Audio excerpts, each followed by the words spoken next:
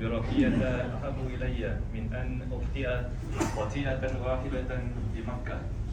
Sayyidina Umar radhiyallahu ta'ala berkata, aku lebih suka melakukan 70 dosa di Raqiyah, yakni di luar Mekah, daripada melakukan satu dosa di Mekah.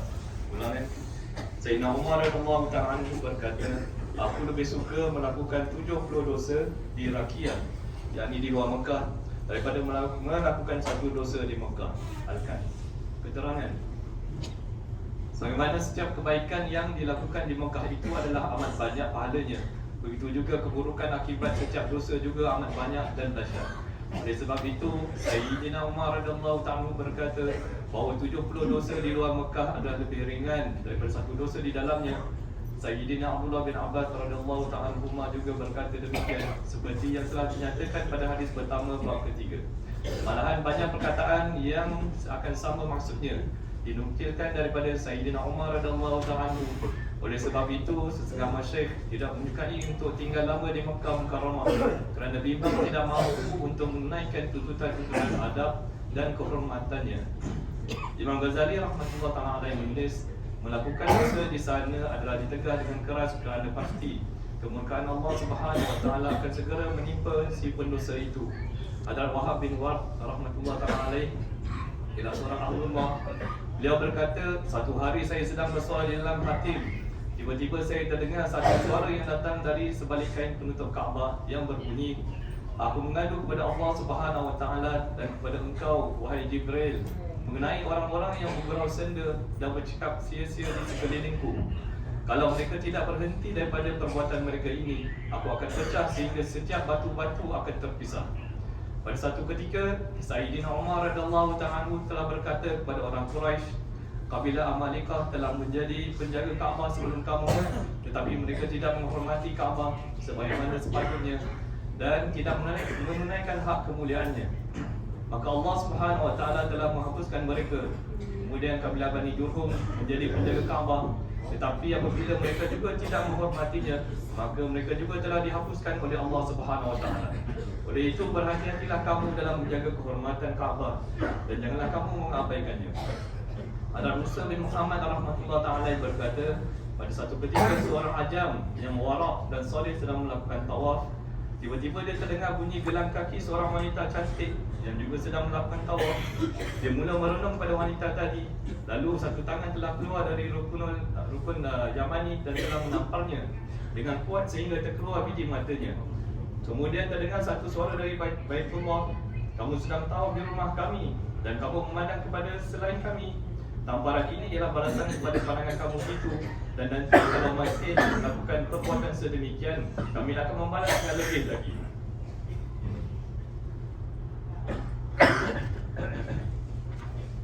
Hadis seterusnya, Aisyah radhiyallahu ta'ala anha qalat kuntu uhibbu an adkhula al-baita wa usalliya fihi fa akhadha Rasulullah sallallahu alaihi wasallam bi yadi ودخلني في الهجر فقال صلي في الهجر إذا أردت فإنما هو قطعة من البيت فإن قومك اقتصروا حين بنوا الكعبة فأخرجوه من البيت. Sayyidatina Aisyah radhiyallahu ta'ala berkata, hatiku amat ingin untuk masuk ke dalam Kaabah dan bersolat di dalamnya, tetapi Nabi sallallahu alaihi wasallam telah memegang tanganku dan membawaku masuk ke khatim. Dan baginda sallallahu alaihi wasallam bersabda, bila-bila saja hatimu berkeinginan untuk memasuki Kaabah, maka solatlah di sini, kerana yang ini sebenarnya ialah sebahagian daripada Kaabah. Kaummu telah kekurangan perbelanjaan ketika memilihnya, lalu bahagian ini telah dikeluarkan daripada tapak asal Kaabah. Ulangan.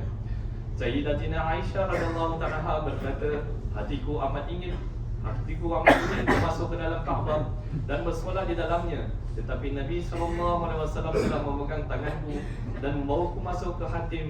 Dan baginda SAW bersabda, bila-bila saja hatimu berkeinginan untuk memasuki Kaabah, maka solatlah di sini, kerana yakni tempat ini sebenarnya ialah sebahagian daripada Kaabah.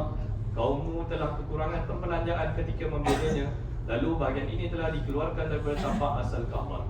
Keterangan. Hukum masuk ke dalam Kaabah adalah mustahab, lagipun ia adalah tempat doa diterima seperti yang telah dijelaskan pada hadis kelima. Tetapi memberi rasuah untuk masuk ke dalamnya adalah haram. Apabila orang-orang Quraisy membina Kaabah, yakni seperti yang telah diterangkan, maka rantai di dalamnya telah ditinggikan dan pintunya juga ditinggikan supaya orang ramai tidak dapat masuk tanpa tangga. Mereka melakukan demikian supaya keizinan memasuki Kaabah adalah mengikut kehendak mereka dan hanya orang yang mereka izinkan akan dapat memasukinya.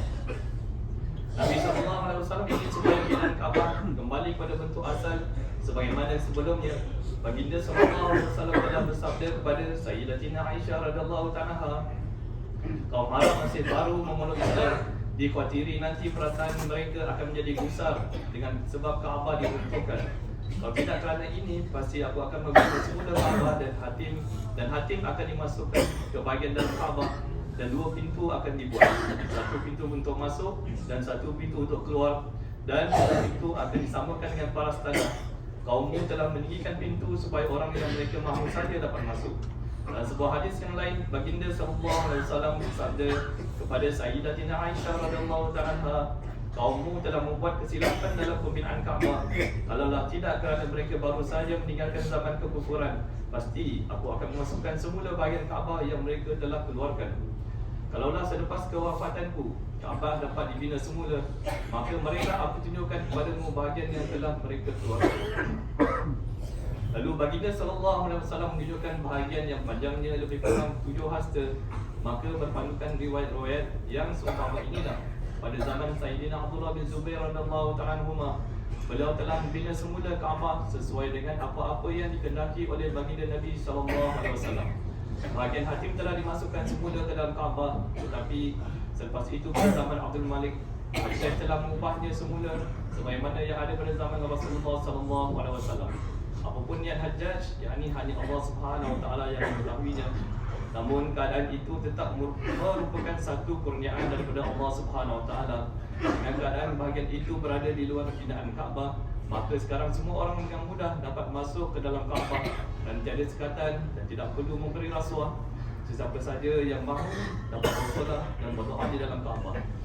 Ini adalah kerana Nabi SAW telah bersabda kepada Sayyidatina Aisyah radhiyallahu ta'ala ketika beliau berkeinginan untuk masuk ke dalam Kaabah, solatlah di sini. Khususnya bagi kaum wanita amat susah untuk masuk ke dalam Kaabah. Untuk mereka bahagian ini ialah satu penggunaan dan ihsan daripada Allah Subhanahu Wa Taala. Walaupun masuk ke dalam Kaabah itu mustahab dan baik, namun adabnya amat banyak. Para ulama menulis, masuklah ke dalam Kaabah dengan penuh sopan dan merasai kebesarannya. Sebaiknya mandi dahulu dan tangankan alas kaki sebelum masuk.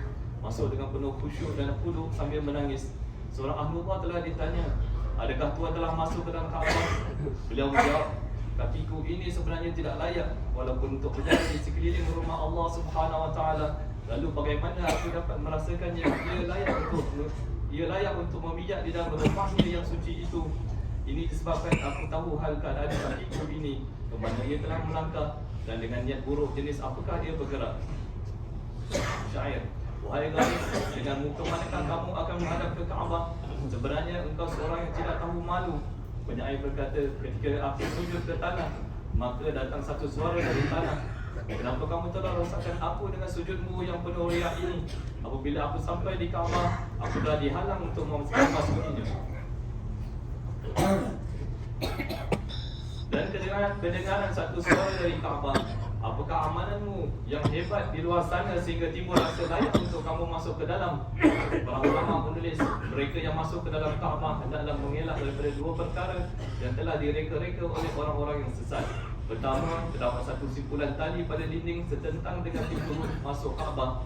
Orang jahil menganggap kononnya itulah Urwatul Wuthqa, yakni tali Allah Subhanahu Wa Taala yang kokoh, dan mereka menganggap bahawa sesiapa yang memegangnya maka dia telah berpegang dengan Urwatul Wuthqa. Ini ialah satu kejahilan semata-mata. Keduanya, di tengah Kaabah ada satu paku yang orang bodoh menganggapnya sebagai pusat dunia dan mereka akan menggeserkan pusat mereka dengannya. Kedua-dua perkara ini adalah kebodohan semata-mata dan sia-sia sahaja. Tidak ada asal usulnya. InsyaAllah apa yang kita dengar tiba kita amalkan dan kita sampai-sampai. Kita kembali dengan tasbih Allah.